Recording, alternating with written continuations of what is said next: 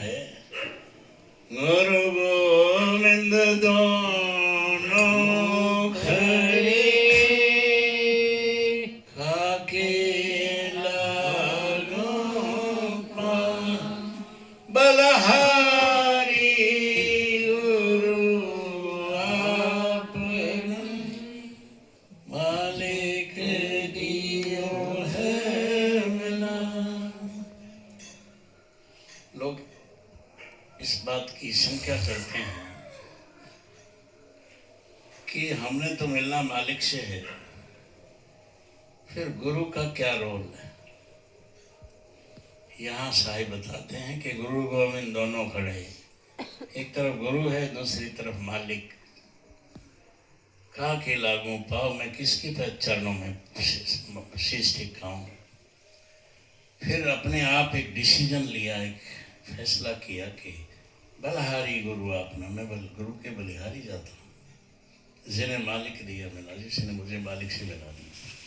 वरना मुझे क्या मालूम था कि मालिक कहाँ रहता है, क्या करता है, क्या रंग रूप, ऐसे क्या। ये मेरे सतगुरु की दया है, इसीलिए मैं बार बार उनके बलिहारी जाता हूँ। और यही बात इस शब्द में बताई है कि मैं वारी जाऊं सतगुरु की, मेरा किया है भरम सब दूर। मेरा भरम तोड़ दिया, भरम गढ़ छोड़ा ही नहीं। मैं वारी जाऊं सतगुरु। शब्द सुना गुरुदेव का, मारी दुर्मत होगी दूर। गुरु ने जब उपदेश दिया, शब्द सुनाया, तो किसी भी तरह की शंका थी, दुर्मति थी, वो दूर हो गई। बाहर तो कुछ सूझे नहीं, अंदर झलके नहीं। बाहर संसार में कुछ नजर नहीं आता। ये अंतर है। सतगुरु अंतर का भेद देते हैं, राह रकान बताते हैं, ध्यान कराते हैं।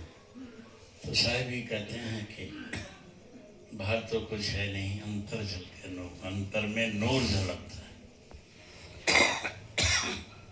यही बात परमपिता नगरानंद जी साहिब ने अपने शब्द में कही है। हीरे पन्ने करें चमाचम, शोभा जिनकी वर्णन जाए।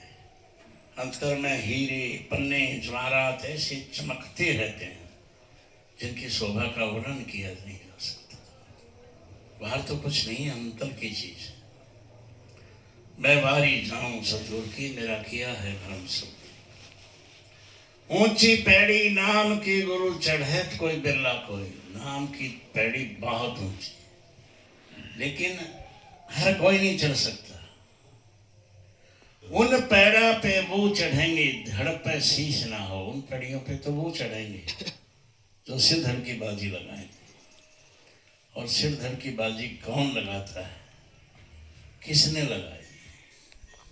स्वामी नित्यानंद जी ने कहा, हाँ सिर सौंप्या गुरुदेव को, सफल भया वो सी। नित्यानंद उस शीस आप बस जगदी। स्वामी नित्यानंद जी ने बड़े तरीके से बात समझाई है कि जो सतगुरु को सिर सौंप दिया तो सब कुछ सौंप दिया। और फिर क्या है कि इसी शीश पे जगदीश के माने भगवान कुल मालिक बसता है। मैं वारी जाऊं सतगुरु की, मेरा किया है भरम सब। फिर आगे बताया है कि बाग बिगाड़ा बांदरा, गुरु सभा बिगाड़ी कोड। अगर बंदर बाग में चला गया तो उसको कोई जानकारी नहीं। वो टहनी तोड़ेगा, पत्ते तोड़ेगा, फल तोड़ के फेंक देगा, ना खाना ना कुछ करना, लेकिन बेकार करना। तो बाग को बिगाड़ के रख देता है। सभा बिगाड़ी कूड़, जो कूड़ प्रवृत्ति के, घटिया प्रवृत्ति के लोग सभा में बैठ गए हों तो बाग को बिगाड़ के रख देंगे। बाग बिगाड़ा बांदरा, गुरु सभा बिगाड़ी कूड़। भक्ति बिगाड़ी लालची। लालची लोग जो है ना, वो भक्ति नहीं कर सकते। केसर रल गई धूल। केसर एक बहुत अच्छा व्यंजन होता है। आप शादी विवाह में जाते हैं, देखते हैं ना, दूध पीले रंग का होता है, वो उसमें केसर होती है, बहुत अच्छा व्यंजन होता है। तो साहब कहते हैं केसर अगर धूल में चला गया तो कोई वैल्यू नहीं रहती, कोई कीमत नहीं रहती, कोई उसकी बात नहीं करता, वो धूल ही बन जाती है। केसर की धूल मैं वारी जाऊं सतगुरु की, मेरा किया है भरोसा। तन खूंडी मन कापड़ा गुरु सुरता साबन धो। ये तन हमारा जो शरीर है ये पापों से भरा पड़ा है। जैसे कपड़ा है उसी तरह हमारा मन है। तन कुंडी मन कापड़ा गुरु सुरता साबन धो। साबुन लगा के सुर को धोया जाता है, गुरु की दया से ही धोता है, वही साबुन है, उनकी दया ही साबुन का काम है। जन्म जन्म के पाप कटे मेरे सतगुरु दिए दो। जन्म जन्मान तक के पाप कट जाएंगे, सतगुरु में ही वो समृद्ध है, वो धो देता है। मैं बारी जाऊं सतगुरु की, मेरा किया है भरोसा।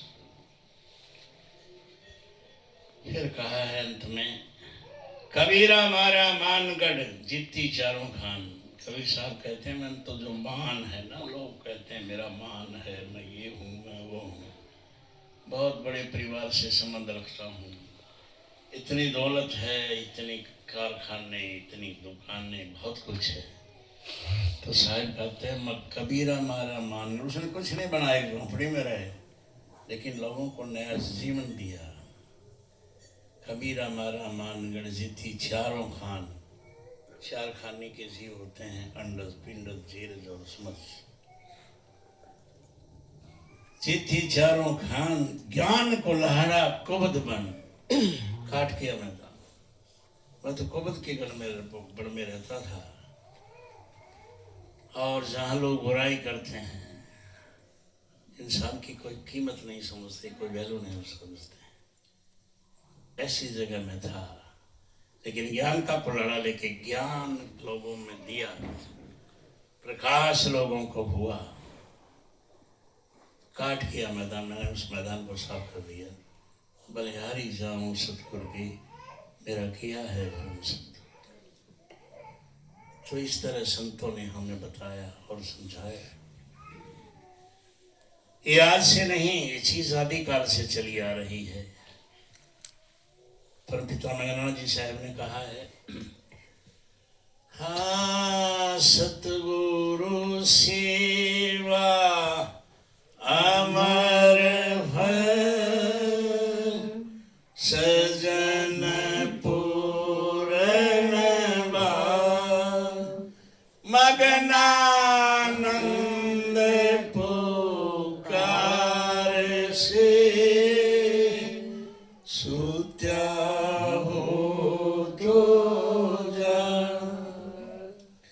जीव ज्ञान में सोया रहता है, संत ज्ञान देके उसको जागृत करता है। उज्जैन नगरी के राजा हुए हैं विक्रमादित्य, बहुत पराक्रमी, बहुत परोपकारी, इस तरह का राजा था। और उसे चक्रवर्ती सम्राट कहते हैं। चक्रवर्ती सम्राट वही होता है जिसके राज्य में दिन नहीं छिपता, के माने अब हम रात में हैं, अमेरिका, रूस, ऑस्ट्रेलिया और दूसरे देशों में अब दिन होगा। तो इस तरह का राजा था, उसके इतना लंबा चौड़ा साम्राज्य था, इसीलिए उसे चक्रवर्ती सम्राट कहते हैं। कई बार उसके मन में ख्याल आया कि इतना पराक्रमी, इतनी शौहरत मेरी है कैसे। ये जानने के लिए कई बार उसने अपने राज दरबार में बात की कि कोई मुझे बताए कि मैं इतना महान क्यों हूं, क्या है इसके पीछे कारण। बहुत ज्योतिषी, राज ज्योतिषी सब ने कोशिश की, लेकिन कोई कुछ बता नहीं पाया।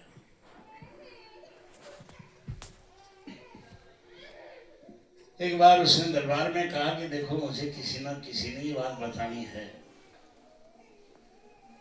कि भाई मैं इतना महान हूं क्यों। तो एक राज ज्योतिषी ने, क्योंकि राज ज्योतिषी का काम होता है दरबार में कोई बात है उसका निराकरण कि मुझे कुछ दिन की मोहलत दी जाए तो मैं बता दूं। कहा कि ठीक है, कितना समय तुम्हें चाहिए, उसके बाद में तुम बता देना। तो उसने समय मांगा कुछ महीना और कहा कि इसके बाद में बता दूं। अब उसके लिए ये बात हो गई कि अगर बता दिया तो ठीक है, राजा कुछ इनाम भी देगा, शोहरत बढ़ा देगा। अगर नहीं बता पाए तो सजा भी दे सकता है। सजा राजा के मन पे है, वो क्या देता है। घर आया, घर में नादान बेटी थी और जैसे ही घर आया तो लड़की पिता से निपट गई, छुड़वाया और कहा कि मुझे छोड़ो। तो कहते बात क्या है, आप परेशान है। कहता हाँ है, बताओ। कहता तुम क्या करोगी। कहता नहीं फिर भी। अब राजज्योतिषी को ये पता था कि लड़की बहुत समझदार है, कोई बात बता सकती है। अगर बैठे लड़की ने कहा पिताजी जल ले आऊं। कहता नहीं प्यास, चलो खाना बनाया, खाना लगाऊं। कहता भी भूख नहीं। अब लड़की समझ गई कि कौन कोई बात है। तो कहता बताओ। कहा कि देखो बेटा ऐसा है, राजा ने एक सवाल किया है, वो ये कि मैं इतना महान क्यों हूं, किस कारण से हूं। अब ये तो हम बता नहीं पाए। तो उन्होंने समय दिया, अगर उस समय के भीतर कुछ नहीं हुआ तो हो सकता है राजा सजा भी दे, और अगर बता दिया तो हो सकता तो वो जरूर कुछ ना कुछ हमें धन दौलत दे के माला माल कर देगा। तो लड़के ने कहा इसमें क्या परेशानी है। कहता तुम्हें परेशानी लगती है, मेरी जान पे आई हूँ। कहता ऐसा करो, जो आपके गुरुजी होते थे ना, जिसके पास आप परसों से गए नहीं हो, उसके पास चले जाओ, वो कोई रास्ता बताएंगे। ज्योतिषी ने कहा कि जाऊं किस मुंह से, मुझे तो बरसों हो गए। मैं जब ज्योतिषी था तब मैं अर्ज करता था कि जब मैं राज ज्योतिषी बन गया तो आपके यहाँ जरूर आया करूंगा, भंडारे लगाया करूंगा, लेकिन गया नहीं। अब छोटी सी लड़की, लेकिन बात इतनी बढ़िया उसने कही कि संत तो बहुत महान होते हैं, वो इन चीजों को नहीं देखते। आप जाओ, कोई रास्ता निकलेगा। चला गया। सुबह कुछ खान पान किया, सेवा प्रसाद ली और पहुंच गया गुरु के दरबार में। जाके मत्था टेका। गुरु जी ने कहा राज ज्योतिषी बरसों के बाद आए हो, कहाँ चले गए थे। कहता जी मैं तो बस सब कुछ भूल गया। कहता कुछ परेशान हो। कहता हाँ बहुत बड़ी परेशानी आ गई। कहता जाओ लंगर में जाकर रसोई में खान पान कर लो। कहता भूख नहीं। कहता नहीं कुछ तो खाओ। गया, 2 कोर लिए आ गया। ज्योतिषी ने कहा बताओ क्या बात है। कहता बात ऐसे ऐसे। कहता फिर। कहता अगर ये इसका जवाब नहीं मिला तो राजा कोई भी सजा देगा। गुरु जी ने कहा ऐसा करो, तुम घर जाकर अगले दिन सुबह दक्षिण दिशा की तरफ चले जाओ और जो जो वरदान देखते जाओ उनको नोट करते रहना, और यही चीज राजा को बतानी है। सुबह उठा और चला, जंगल से गुजरा तो देखा कि एक राख के ढेर पर साधु बैठा मस्त। खाना पीना सोना सब राख का ही था उसे। बड़ा आश्चर्य हुआ कि ये अपना जीवन कैसे बिताता है, सारा कुछ राख के ढेर पे, हुआ कैसे इसके साथ। फिर आगे गया, दूर जंगल में एक जगह आग की लपटें दिखाई दी। नजदीक गया तो देखा एक साधु आपके ढेर पे बैठा है। बैठ गया देखने की क्या करता है। कुछ समय के बाद साधु ने अंगारे उठाए खाने लगा। अब और भी आश्चर्य हुआ कि राख वाला तो चलो शांति से बैठा था, ये आग में बैठा है, इसका क्या जीवन है, खाना पीना सोना यहीं आग पर, इसके साथ ये हुआ क्या। अब और आगे गया तो वहां चंदन नगरी थी, जहाँ का राजा चंद्रहास था। वो साधु संत फकीर और बुद्धिमानों की बहुत पूछ करता था। वहां गया तो राजा ने उससे पूछा कि कहाँ से आया। उसने बताया मैं ऐसे ऐसे आया हूँ, राजा ने मुझे यहाँ भेजा है। तो मेरे लिए कि ये बात समझ में नहीं आ रही थी, इसलिए मैं यहाँ तक आया हूँ। मेरे गुरु ने बताया था कि आपसे जरूर मिल के आए। खैर उसने कहा देखो इस बारे में तुम्हें कुछ नहीं बता सकता, मुझे खुद परेशानी है, मेरे यहाँ संतान नहीं है, लेकिन अब ऐसा है कि आप जैसे किसी साध संत फकीर ने मुझे आशीर्वाद दिया है, तो कुछ दिन मेरे यहाँ बच्चा होने वाला है, ठीक ठाक हो जाए तुम्हारे का आशीर्वाद। अब ज्योतिषी आ गया वापिस, गुरु जी के पास गया कि ऐसे ऐसे।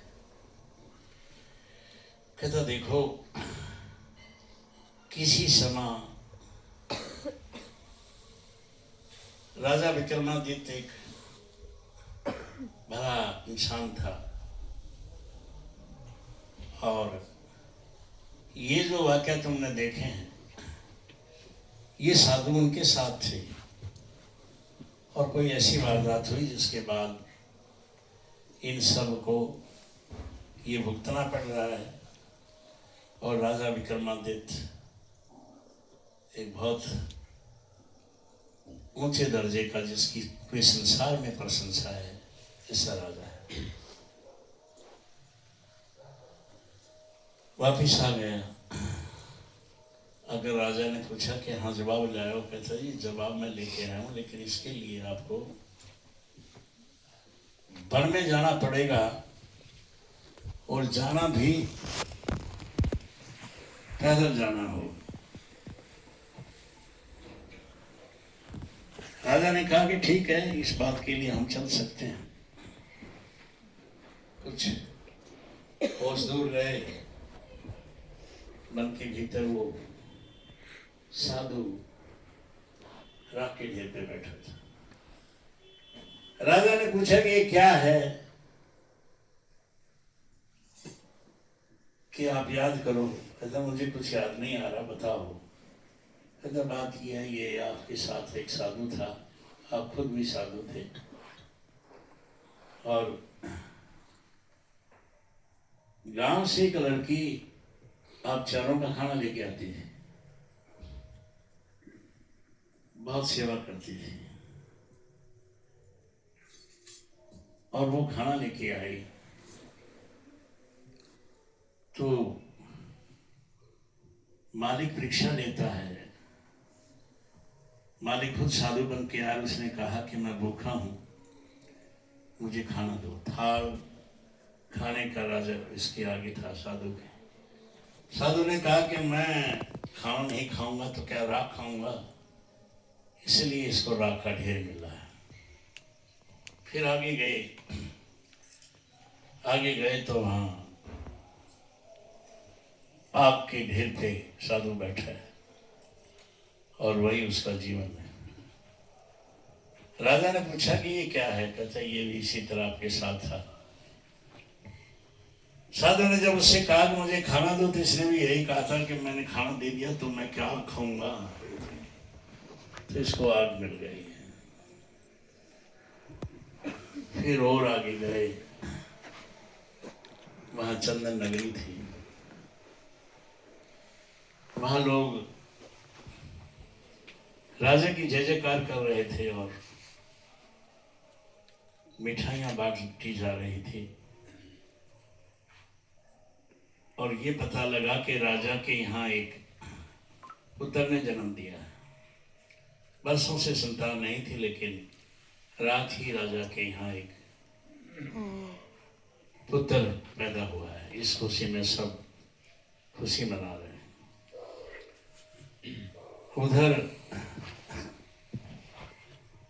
खबर पहुंचाई गई कि उज्जैनगरी के राजा विक्रमादित्य आए, तो चंद नगरी का राजा अपने राज दरबारियों के साथ उनके स्वागत के लिए हीरे जवाहरात के थाल फल मिठाई लेकर वहां आया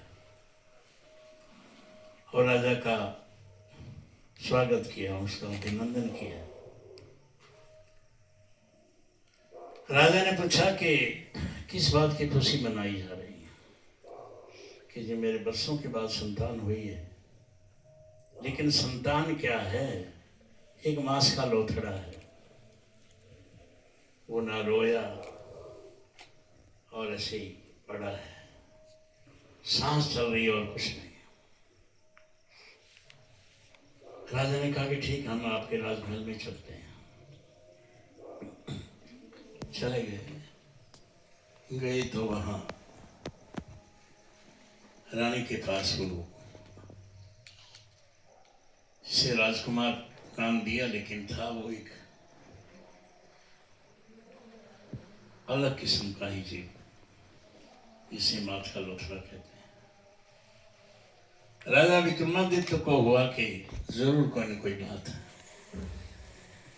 कुछ देर के बाद वो एक बच्चे के रूप में बैठ गया। सबको बड़ी खुशी हुई कि ये तो बच्चा बन गया, और फिर हंसने लगा। राजा विक्रमादित्य ने पूछा कि बात क्या है। तब राजा विक्रमादित्य को बताया कि मेरे को पहचाना नहीं, हम 3 साधु थे, जिनमें से 2 को तो आप देख आए, तीसरा मैं था। जब गांव से लड़की ने खाने का थाल मुझे दी और एक साधु ने ये कहा कि मुझे भूख लगी है, खाना दो, तो तुमने कहा था कि मैं अगर खाना दे दिया तो मैं तो मांस का लोथड़ा बन जाऊंगा, और वही बन गया। तो कुछ समय के बाद वो लड़की जो औरतन के उसी नगरी में आई थी, वो आ गई। राजा को पूछा कि राजन मुझे पहचाना नहीं, तो उसने कहा मैंने नहीं पहचाना। कहता मैं वही लड़की हूँ जो अपने घर से आप लोगों का खाना लेके आती थी। और बाकी 3 साधुओं ने उस साधु को खाना नहीं दिया, आपने अपना थाल ज्यों का त्यों उस साधु को दे दिया, और उसी का वरदान था कि तुम महान बनोगे, और उसी कारण तुम महान बने हो। तो ये एक राजा या कोई महान राजा की बात नहीं, ये हमारे जीवन में भी घटता है। हमारे सामने ऐसी बातें होती हैं जिनको हम इग्नोर कर जाते हैं, फिर हमें भुगतना पड़ता है। तो सेवा जो है उसका बहुत महत्व होता है।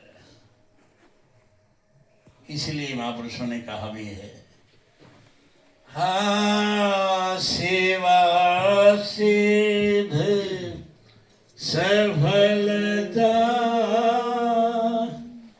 सेवाय परम पार, सेवा से मेवा मिले